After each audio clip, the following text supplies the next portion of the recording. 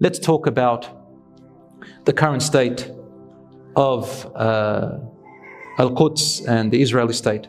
I've heard some people, especially some Muslims, they listen to stuff on TikTok and other places, social media, and I've seen this trend of a drum blowing and you hear the word Allahu Akbar, and people, they say, imagine hearing that voice.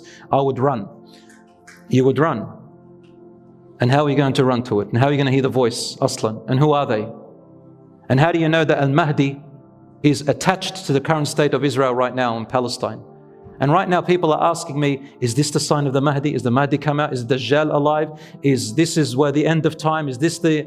I want to fix some misconceptions, brothers and sisters. There is nothing in the Quran or the Sunnah, even in the weak hadiths, that make a connection between now the current state of Palestine and Israel and the Mahdi currently.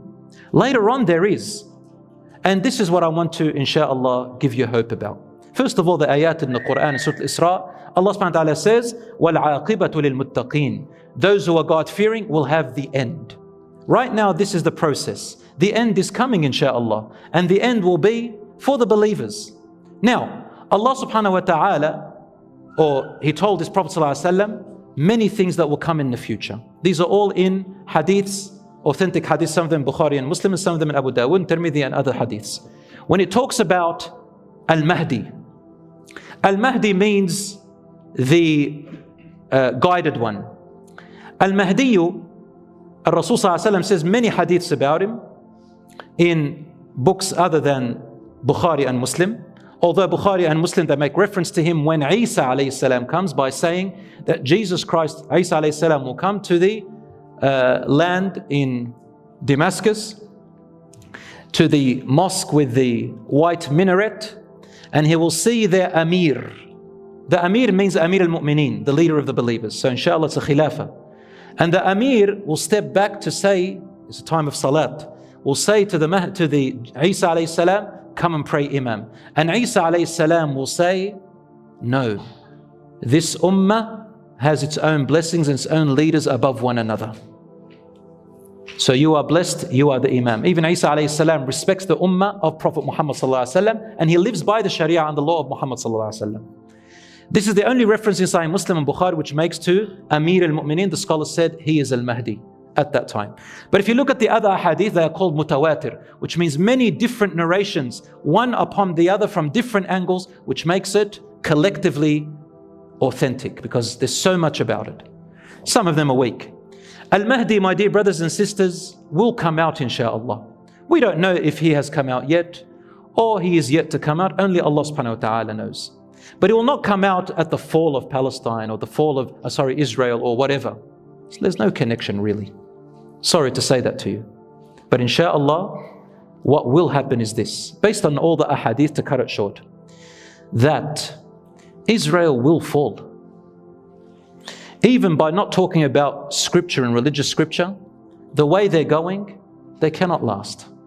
75 years and the core of the problem is still there. And now, alhamdulillah, the PR campaign against them is getting stronger and stronger. Subhanallah, we looked at social media as having harm, but social media also has good. There is a form of jihad which is called the PR campaign. So long as you know what you're saying and you know what you're doing, not just throwing around words. And there are people out there who are speaking, alhamdulillah, Allah subhanahu wa ta'ala has used people from the Muslims and from the non-Muslims for this cause. And Allah subhanahu wa ta'ala knows best. But let's not jump to assumptions. Al-Mahdi will come at a time from the context of the hadiths where Israel has already fallen.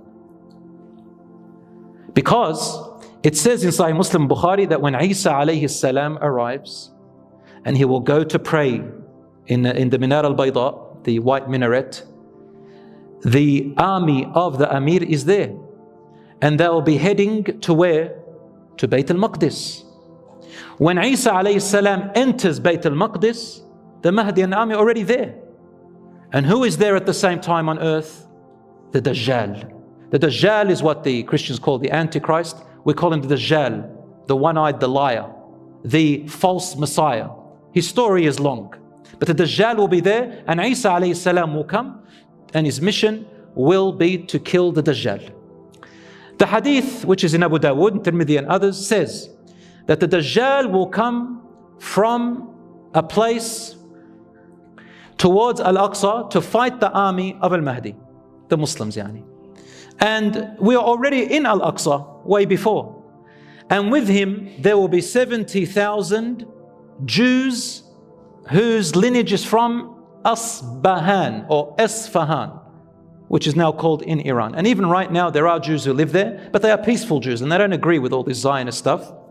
They're peaceful people, and most of them are businessmen, and they're actually called Iranian Jews.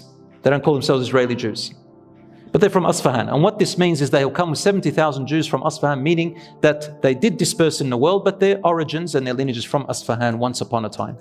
So the Jews are not in Israel, and the Jews come back and Al-Mahdi is there, and then Isa alayhi salam will come out, and when he sees the Dajjal, he melts in front of people and he starts running away, and then he comes and kills them with his sword, and then blood stains on his sword, and he says to the people, if this was your God, because they start believing he is their God, they believe he is the Messiah, will he die? And that's when a large group of Christians themselves, they return back to truth. A large group of those who became Christians and Catholic and Orthodox, they do see the truth, and they follow Isa alayhi salam. And a number, Allahu A'lam, some scholars said, and a number of Jews as well. Allahu A'lam. Allah knows best. The Mahdi will come out, according to the hadith which is in Abu Dawud, Tirmidhi, that he'll come out from the Far East. Where is the Far East? There is a hadith which says that he comes from Khurasan, and the black flags will come from Khurasan, and that's the sign. But the hadith is weak, brothers and sisters, and there's nothing authentic about Khurasan in itself. But black flags will come to support Al-Mahdi from the Far East of Medina, so towards Iraq and that area. And when they come, they'll hear about him. Al-Mahdi will be running away from a group of people, army, who are after him, after 3 sons of kings will fight over our treasure. The Prophet ﷺ said, Kanzikum. And Ibn Kathir says, your kanz is Mecca. That's your kanz, your treasure, meaning what you have very dear to your hearts. And these 3 kings will fight over it. Not one of them will get authority over it. And that's when Al-Mahdi will come running away, and he will seek refuge in Mecca, around the Kaaba in Mecca. And that's where the scholars will recognize him, and people will walk around him and they will support him. And then there will be people and armies coming after him to kill him for some reason. The earth will swallow them, as in the hadith al-sahih, and then the people will hear about him, and it becomes wajib and fard to follow him and support the Amir. He'll become the Khalifa of the believers. That's basically what we have. Everything else, brothers and sisters, we cannot say for sure. Some people ask me, is it the last hour? I say to you what the companion said to Rasulullah sallallahu alaihi wasallam. He said, Ya Rasulullah, mata as-sa'a? When is the last hour coming? And he said, Mada a'adatta laha? What have you prepared for it? And this is what we should be thinking about, brothers and sisters. What have we prepared for our last hour? We see what is happening around the world. What are we doing with ourselves? What are we doing with our families? What are we doing with our community? What are we doing with our wealth? How are we doing it? MashaAllah, I saw a lot of Muslims go to protests, and I'm not against it. But when I saw, alhamdulillah, I see a flame inside of the Muslim's heart, especially the young people. The other day I gave the khutbah at my school, and subhanAllah, young people from grade 6 all the way to year 12, I could hear a pin drop, MashaAllah, which shows that there is, insha'Allah, optimism. There is good in this generation. About 30 years ago here in this masjid, all I saw were people over 40, and people who didn't know, English and anything else, and all the youngsters were out, no one to be seen. Alhamdulillah, we come to the masjid, any masjid in the world, you find young people there. Allahu Akbar. There is something happening. There is something changing. And even now, the atrocities that are happening and the oppression that is happening now in Palestine is also something different, wallahu a'lam. I believe it's something different, and it's heading towards a plan from Allah subhanahu wa ta'ala. Brothers and sisters, remember what I told you. 100 years is not very long. 100 is not very long. And Allah subhanahu wa ta'ala's wa'ad and promise is coming. But look at ourselves now. What can the Muslims do? What can we do? We can only do what is within our power, my dear brothers and sisters. The first and foremost that we can do, anybody can do, is in their heart, hate and despise what is happening. Number 2, dua. Any one of us can make dua. You might be thinking, what's dua going to do? Doesn't matter. Dua is awareness. Dua is conviction. Dua is reinforcing of our faith. Dua is our identity. Dua teaches our children who we are. Dua gives us hope. Dua does something for the future. And says, don't underestimate dua. Rasulullah, whenever people were distressed at his time and he couldn't help them. So when for example, when they were after the Battle of Uhud and Battle of Badr and all of that, Rasulullah used to gather and do qunut, and he would say to the Muslims, make dua. On the khutbah, he would call people to make dua. He never left dua even to the last second. Brothers and sisters, a dua to Allah subhanahu wa ta'ala plays a big role. It doesn't mean that you're going to get exactly what you're asking for. Don't get what you're actually expecting. But Allah subhanahu wa ta'ala says, وَعَلَى اللَّهِ فَلْيَتَوَكَّلِ الْمُؤْمِنُونَ. Upon Allah, believers should trust and put their trust in. Trusting Allah subhanahu wa ta'ala means that you know that Allah subhanahu wa ta'ala, He will guide.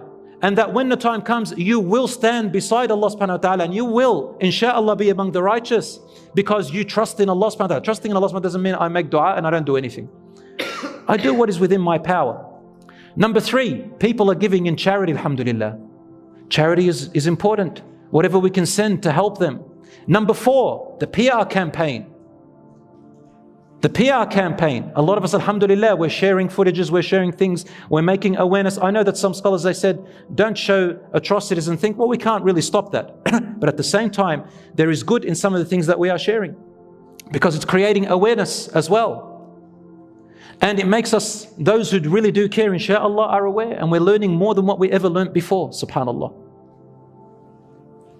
Number 5, my dear brothers and sisters, very importantly, there is a big sign. Why hasn't Allah subhanahu wa ta'ala given us what we want? Allah knows best. But perhaps we are not ready for it. Perhaps we are not ready. Perhaps if Allah subhanahu wa ta'ala gives us right now, we would corrupt.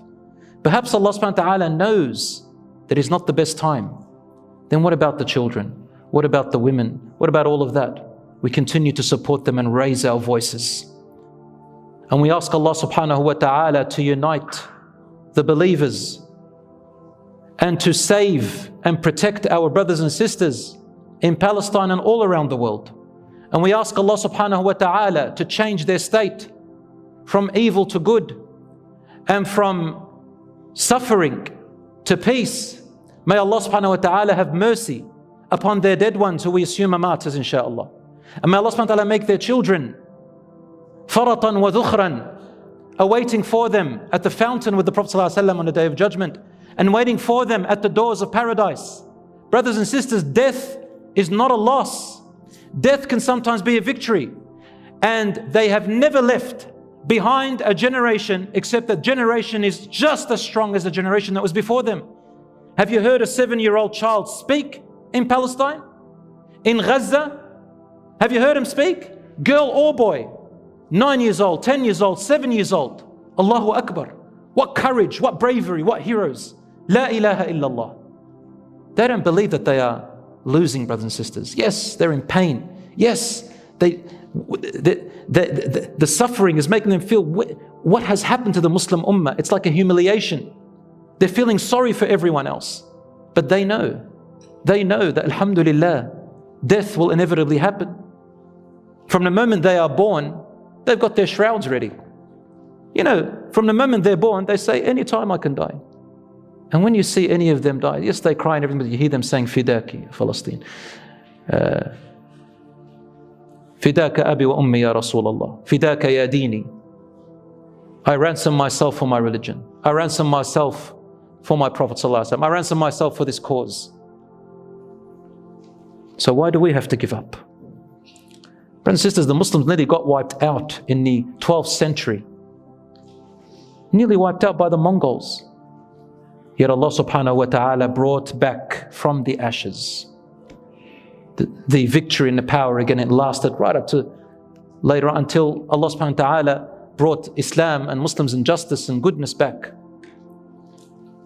My brothers and sisters, I complete this talk with the ayah in the Quran where Allah subhanahu wa ta'ala says, أعوذ بالله من الشيطان الرجيم بسم الله الرحمن الرحيم ولا تحسبن الله غافلا عما يعمل الظالمون إنما يؤخرهم ليوم تشخص فيه الأبصار مهطعين مقنعي رؤوسهم لا يرتد إليهم طرفهم وأفئدتهم هواء. Allah says in Surah Ibrahim, and do not assume that your Lord Allah is unaware of what the oppressors are doing. He is merely giving them respite for a very short time, till a day comes, don't worry, where they will be standing on a day and their eyes are looking in terror and horror, and their hearts they will feel as if it is outside of their body from the fear and horror that they will be facing. Their heads dangling down in fear and humility, and their eyes are forced to look at hellfire and they try to look away. Allah also says, and do not assume that those who have been killed in the path of Allah, that they are truly dead. No, they are living, being provided by their Lord. And they are happy and joyous. And they are so joyous and waiting for what? And they are so joyous, anticipating what is waiting for their brethren that are still left behind on earth. And they call out, do not fear, and have good tidings with paradise that has been promised to you. May Allah subhanahu wa ta'ala remove the suffering of our brothers and sisters in Palestine and all around the world. O Allah, O our Lord, bring victory sooner than later. O Allah, protect them. O Allah, have mercy upon their dead. O Allah, let their children be their intercessors on the Day of Judgment. O Allah, forgive our shortcomings and assist us and guide us to that which pleases you. O Allah, have mercy on them and upon us. O Allah, guide those who are lost. O Allah, we ask you to keep our hearts firm and to help us stay steadfast. O Allah, accept our dua and fulfill your promise which you have promised. هذا وصلى الله على نبينا محمد وعلى آله وصحبه أجمعين.